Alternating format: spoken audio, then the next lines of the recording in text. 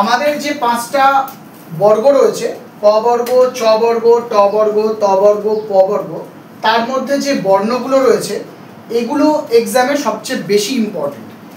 এই বর্ণগুলোর মধ্যে যেমন ক, খ, গ, ঘ, ঙ, এই উঙ, ইঙ, ন, দুটো ন আছে আমাদের মধ্যে, মূর্ধা ন আর দন্তীয় ন, তারপরে ম, এই কটাকে বলা হয় অনুনাসিক। আর এই প্রথম বর্গের রোটা যা দেখানো হচ্ছে, এই রোটা হচ্ছে ক, চ, ট, ত, প, এগুলোকে বলা হয় অল্প প্রাণ। আর খ, ছ, ট, দ, ভ, খ, ছ, ট, ত, ফ, এগুলোকে বলা হয় মহাপ্রাণ। আবার আসছে আমাদের অল্প প্রাণ গ, জ, ড, দ, ভ, এগুলো অল্প প্রাণ। আর মহাপ্রাণ আসছে ঘ, ঝ, ঢ, দ, ভ, এই কটা হচ্ছে মহাপ্রাণ। কেন মহাপ্রাণ বা কেন অল্প প্রাণ? কারণ এই বর্ণগুলো উচ্চারণ করতে আমাদের কম শ্বাসবায়ু প্রয়োজন হয়, তাই অল্প প্রাণ। আর যে বর্ণগুলো উচ্চারণ করতে বেশি শ্বাসবায়ু প্রয়োজন হয় সেগুলোকে বলা হয় হচ্ছে মহাপ্রাণ। ক্লিয়ার? আচ্ছা, এরপরে আসছে ঘোষ বর্ণ আর অঘোষ বর্ণ। ঘোষ বর্ণ কোনগুলো? বর্গের প্রথম আর দ্বিতীয় বর্ণগুলো, বর্গের ফার্স্ট আর সেকেন্ড যে লেটারগুলো রয়েছে, বর্ণগুলো রয়েছে, সেগুলোকে বলা হয় অঘোষ। কেন অঘোষ? কারণ এই দুটো পাঠ যখন আমরা উচ্চারণ করি তখন আমাদের ভেতরকার গরম শ্বাসবায়ু কম নিঃসরণ হয় বা কম ব্যয় হয়।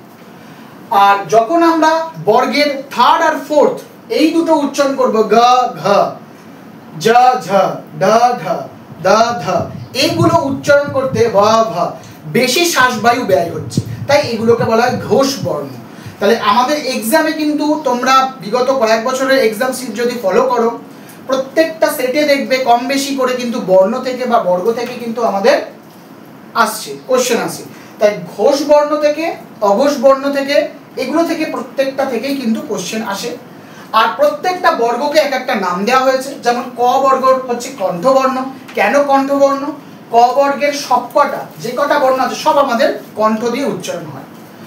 চ বর্গের সবকটা যে কটা আছে সে কটা সবকটা বর্ণ আমাদের তালু দিয়ে, জিভটা আমাদের কোথায় গিয়ে ঠেকছে? তালুতে ঠেকছে। সেই তালুতে ঠেকছে বলে এই কটা বর্ণের নাম হচ্ছে তালব্য বর্ণ। তারপরে আসছে ট বর্গ। ট বর্ণের মধ্যে যে কটা আছে বর্ণ সেগুলো সবই জিভটা উল্টে গিয়ে মূর্ধাতে গিয়ে ঠেকছে, তাই জন্য এই সবকটা বর্ণের নাম মূর্ধা বর্ণ। সেই জন্য দেখবে লাস্ট বর্ণ এই নটাকে আমরা মূর্ধা ন বলি, ঠিক আছে, যেটা বাংলায় মধ্যের ন আমরা উচ্চারণ করি, মূর্ধা ন। আচ্ছা, দন্তীয় ন হচ্ছে কি? দন্তীয় বর্গ কি? দন্তীয় বর্গ হচ্ছে, এগুলো সবই বাংলাতে লেখা আছে সাইডে, যারা যারা হিন্দিতে অসুবিধা হচ্ছে বাংলাতেও ট্রাই করে নিতে পারো।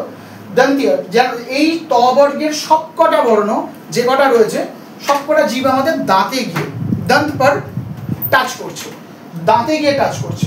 উইদাউট দাঁত টাচ ছাড়া এই কটা বর্ণ উচ্চারণ করা যাবে না, তাই এটা দন্তীয় বর্ণ। লাস্ট আসছে ওষ্ঠ বর্ণ। দুটো ঠোঁটের টাচ ছাড়া এই বর্ণগুলো কখনোই উচ্চারণ সম্ভব না, তাই এগুলোকে বলা হয় ওষ্ঠ বর্ণ, মানে ঠোঁট দিয়ে উচ্চারণ হয়। এই টোটাল তোমাদের একটা সিনারি করে দেওয়া হয়েছে বর্ণের। আর এই বর্ণ থেকে যাবতীয় যা কিছু তোমাদের কিন্তু এক্সাম শিটে আসতে বাধ্য, আর এবছরও আশা করছি আসবে।